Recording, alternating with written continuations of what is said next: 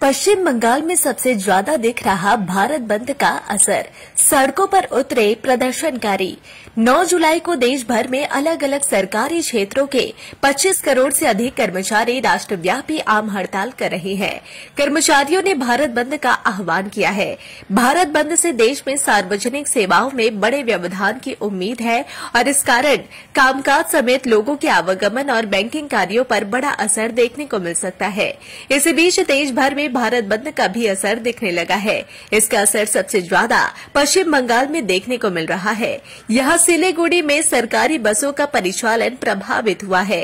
इसके अलावा वामपंथी दलों के संगठनों ने कोलकाता के जादवपुर में पैदल मार्च निकालकर भारत बंद में हिस्सा लिया।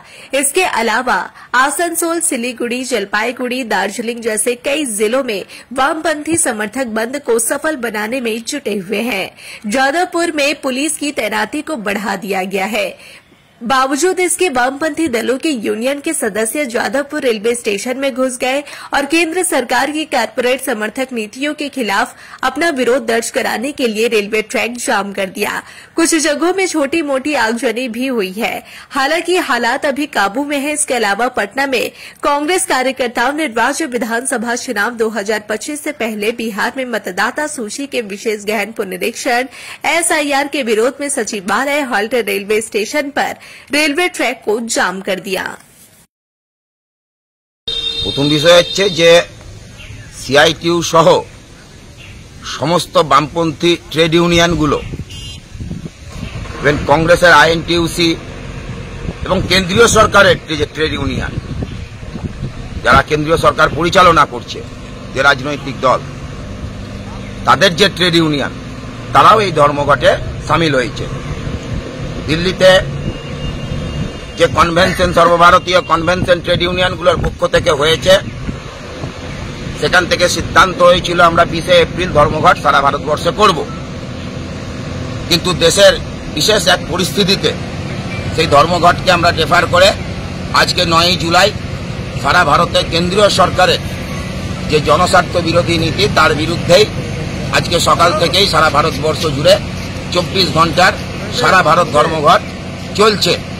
আজকে তো সারা দেশে কেন্দ্রীয় ট্রেড ইউনিয়নগুলোর ডাকে অন্যান্য বিভিন্ন গণসংগঠনের সমর্থনে সর্বাত্মক সাধারণ ধর্মঘট শুরু হয়েছে।